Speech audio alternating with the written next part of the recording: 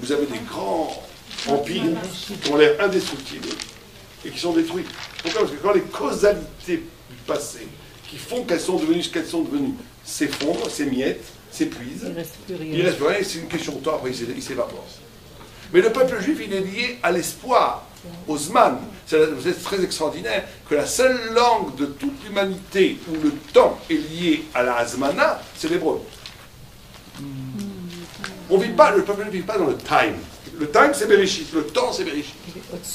Il vit dans le Zman. Le Zman, ça veut dire que le présent, maintenant, il est déjà prodigieusement éclairé, travaillé par une promesse, par un futur. C'est la pierre angulaire du temps juif, c'est le futur, pas le passé. C'est pour ça qu'on est éternel. Parce que le futur, tant qu'il n'est pas accompli, on est toujours là. Tant la promesse messianique, elle est toujours là, elle sera toujours là, donc ça nous fait toujours vivre. Alors que si tu existes parce qu'il y a eu une cause dans le passé, la cause du passé c'est fondée, tu n'es plus là. Vous comprenez le problème? Donc ça veut dire que pour nous, ça demande, c'est ça ce troisième temps du Moed. Pour nous, ça demande, le Moed, ça veut dire Moed et Kolchai, ça veut dire une destination. La réponse du Anochi qui va de haut comme ça, c'est une montée vers une destination. Est-ce que tu bâtis ta vie vers une destination? Ou pas? Est-ce que tu as une dynamique qui t'amène vers un... Est-ce que tu sens l'intrigue? Est-ce qu'on comprend? Est-ce qu'on vit une vie dans laquelle on sait qu'on a été créé pour quelque chose? Et je mobilise les énergies, mon temps, mon intelligence, ma vie, pour essayer de réaliser le pourquoi j'ai été élu. C'est l'élection. On a tous été élus. Chaque juif est élu. Il est élu pour faire quelque chose. Vous allez me dire, mais quoi? La Torah. Non, chacun sa mission. Ça, tout le monde, c'est pas vous. Chacun sa mission. Sans vous, la Torah ça existerait aussi. Il y a quelque chose qui n'existerait pas sans vous.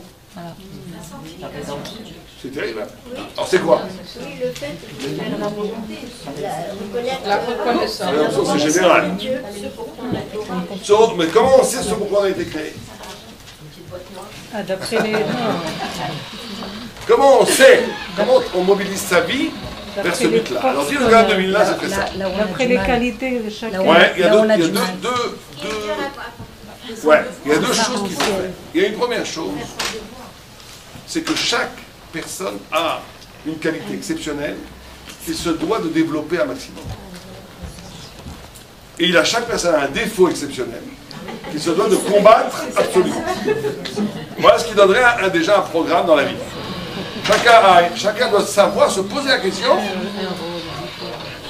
comment est-ce que je peux mobiliser mon existence pour rendre maximale ma qualité, pas ma qualité, après les autres elles s'accompagnent. Si quelqu'un travaille sur la recette, vous n'en faites pas, la zéro, tout va venir après. Et si quelqu'un combat, je ne sais pas, la radinerie ou la colère, et ben ça va aussi être obligé, qu'il va manger différemment, les tarots aussi, tout est lié dans la vie. Mais il faut prendre une avéra et la combattre à mort, et une mitzvah ou une qualité et la développer à fond. Ça, c'est la notion de mobiliser son énergie pour un moed, qui correspond à la réponse de l'intervention de Dieu, qui correspond à cette barre-là. En période. Comment vous traduisez Moed, le temps? Moadim, Une période. rendez-vous. Mais c'est des Moadim, mais Moed là-bas. En hébreu, on dit des Moed là-bas, la prochaine fois. C'est une appellation du temps. C'est une appellation du temps.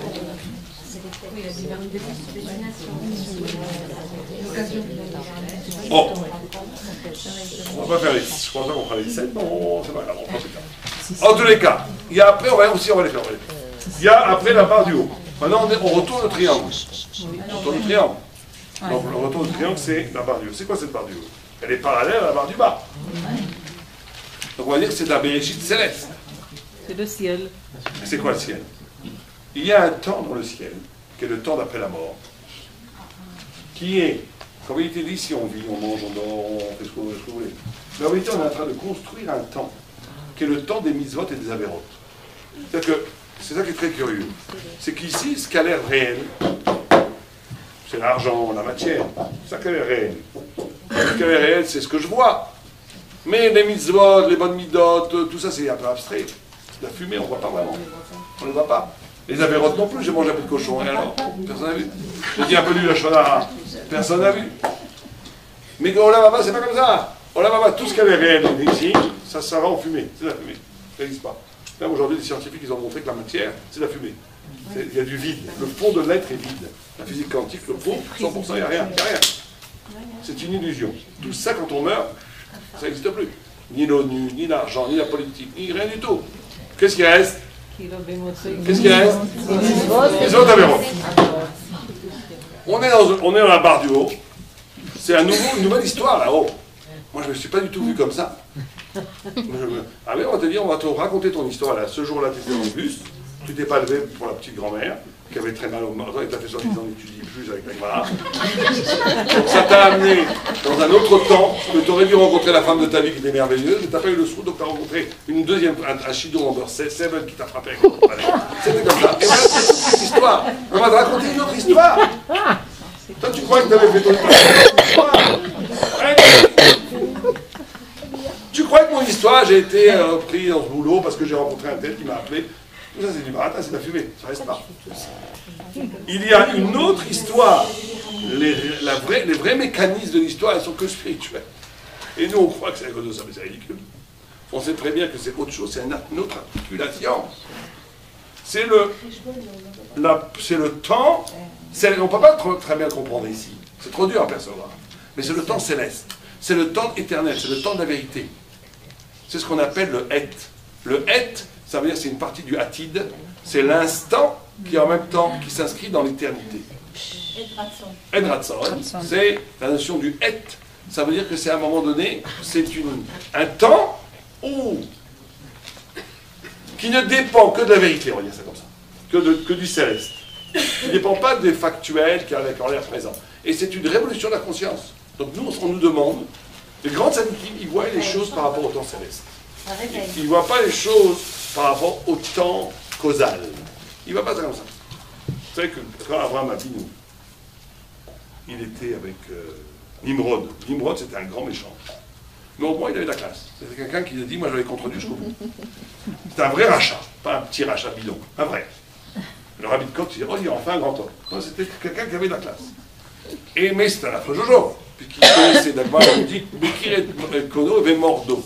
Il connaissait son maître et il voulait se révéler. Il savait Dieu, il connaissait Dieu plus que nous. Il avait une conscience de la divinité plus que aussi grand que les plus grands rabbins. Pas de problème. Mais il a dit, mais moi je suis un homme libre. Si je suis un homme libre, je ne veux pas être soumis. C'est moi Dieu. C'est ça le vrai rachat. Le vrai rachat, c'est qu'il veut assumer sa liberté jusqu'à la révolte. Il dit, c'est quoi ces petits religieux toujours avoir peur de la mort, avoir peur du Olamama? C'est des nuls. Moi je vis jusqu'au bout. Mais en fait, j'en ai rien à faire. Classe. Mais rachat. Alors, il faut normalement. Pourquoi je dis classe? Parce qu'il faut être comme ça, Akdoucha. Rav Nachman de Breslav, il disait, tous ceux qui pensent à son petit Olamama, son petit Srout. Un jour, il a dit quelque chose, on a dit, tu viens perdre de ton Olamama. Tu viens perdre de ton Olamama. Imaginez que Dieu vous dit, vous avez perdu votre Olamama. Qu'est-ce que vous faites? Vous pleurez.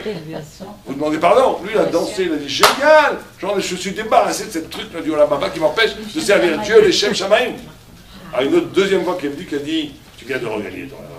Tu ne vas pas t'en sortir aussi facile. Donc bon, mais en tous les cas, cette notion. Et donc Nimrod, il a dit, on va coincer Dieu à son propre jeu. Comment? Il a dit, Dieu, il a créé l'homme libre. Donc s'il y a des méchants et des gentils, c'est pas bon. Parce qu'il va toujours frapper les méchants, récompenser les gentils. Puis on va tous devenir méchants. On va tous devenir rachaïm, tous. Et il ne pourra plus rien faire. On a créé une image de l'humanité où tout le monde est contre lui. Et déjà à l'époque, le problème c'était les Juifs. On a dit il y a un problème. Quoi? Abraham Avinu, il ne rentre pas dans la combine. C'est pour ça que c'est là que vient le mot ivri. Ivri, c'est Mihever Lanar. Il était seul de l'autre côté du fleuve, avec son bâton, son âne, et il a dit je rentre pas dans la combine. Et à ce moment-là, Nimrod, il a regardé Abraham, il a bien vu, c'est un grand. Il a dit, cet homme, il est stérile, sa femme est stérile, il n'a pas d'enfant, il a un âne, un bâton, il ne vaut rien. Près d'Azo, elle l'a attide, cette mule n'a pas de futur, elle ne pèse pas face à moi, qui suis le roi, qui est la banque, qui est l'ONU, qui est l'armée, qui est la presse, qui est tout. Et c'est con, c'est un moustique, c'est rien. Et regardez, 3500 ans. Si on avait été à l'époque de Nimrod, honnêtement, sur qui on aurait misé 100 000 shekels là? Sur Nimrod ou sur Abraham? Vous voyez Abraham le misque avec son âne et son bâton, et Nimrod. Sur qui vous mettez votre argent? Sérieusement. Sur Nimrod. Sur Nimrod, tout le monde est sur Nimrod. Or, 3500 ans plus tard, de Nimrod, il ne reste même pas une ruine. Il ne reste rien. Et de Abraham, il reste tout. Abraham, c'est l'origine de nous, mais c'est l'origine aussi des chrétiens, des musulmans, de nous. Et même en Extrême-Orient, le Brahmi, ça vient d'Abraham. Sarai, c'est Sarah. Il a donné des cadeaux à ses enfants et vers l'Est. C'est toute la religion des Shem Touma, s'appelle des noms de Dieu impurs. C'est des noms de Dieu, mais impurs. Ça veut dire que tout vient d'Abraham, tout. Abraham, Behi Baram, dit le Midrash. Behi Baram, quand Dieu a créé le monde, Abraham. Abraham, c'est le socle humain de toute l'humanité. Pourtant, au moment où tu le voyais, il était misqué avec son âme. C'est la notion qu'il y a en vérité une vérité, ou plutôt un universel en extension, en puissance, comme Internet aujourd'hui, comme la presse, qu'elle est très fort, mais qui est un château de cartes. Ça s'écroule, on ne sait rien. Et il y a une vérité ou un universel en intensité. C'est éternel parce que c'est vrai. C'est éternel parce qu'il peut donner le secret de chaque chose. Le tzaddik, il vous voit, il vous dit que vous êtes. Le tzaddik est la capacité de définir éternellement chaque événement. Ça, c'est le temps réel. Alors, il a l'air misken, on ne le voit pas. C'est un temps, la mitzvah, on ne la voit pas, la béra, rien du tout. Quelqu'un, il est en train de manger le Shabbat, il est en train de rigoler, toute sa famille commence à dire une petite phrase. Quel idiot celui-là. Et hop, il passe à autre chose, il a l'air de rien. On a vu que le grand repas, sympa et tout. Alors que dans cette petite phrase du Lachonara, il a créé un monde terrifiant pour lui, éternellement. Mais ça ne se voit pas, là, c'est misken, c'est la vraie avec son petit âne, on ne voit pas. Qu'est-ce que je fais? Bah, tu as créé un monde terrifiant éternellement pour toi, avec ton petit Lachonara. Ça, c'est le temps du Het, c'est celui-là, celui en haut. C'est un temps de la Chokhmah, de quelqu'un qui comprend, qui sait que ce qui est matériel est éphémère, ce qui est spirituel est éternel, et il construit sa vie autour de l'éternité et pas autour de l'éphémère. C'est là la baisse. Mais pourtant, même nous les religieux, c'est rare que la plupart des gens construisent leur vie autour de l'éternel, autour de l'éternité, qui font des actes quotidiens. Quand on se pose la question, combien de pourcentage de mes actions quotidiennes vont avoir du sens dans 1000 ans? Et combien n'auront pas de sens dans 3 jours? Et combien auront du sens dans 1000 ans? On pose ce genre de questions, pourtant c'est des questions essentielles. Si on croit en Dieu, alors on fait trop. Et si on croit en Dieu, c'est étonnant qu'on n'investisse pas dans l'éternité. C'est le temps du Het. C'est cette barre-là, c'est cette remise en question-là qu'il faut remettre. Alors maintenant, il y a un autre temps qui est ici, qui descend comme ça. Ça, c'est le temps de la conscience. C'est-à-dire qu'il y a un temps que... Et ça, c'est un tikkun amidot en soi-même. C'est-à-dire qu'on a un temps qui est structuré par le rythme. Vous avez le temps du jour. Le temps du jour, c'est lever, mincha, lever, où le monde est recréé. Mincha, où on doit rendre tout à Dieu. Monde la tchouva. Arvit, c'est quand c'est la vraie nuit, c'est la renaissance, quand le monde est annulé. Vous avez le temps du jour. Vous avez le temps de l'année, qui est le temps de la nature, l'éternel retour des choses. Vous avez le temps de Chodesh, qui est la nouveauté. Vous avez le temps de la semaine, qui donne un sens. Ça, c'est des temps extérieurs qui structurent la conscience.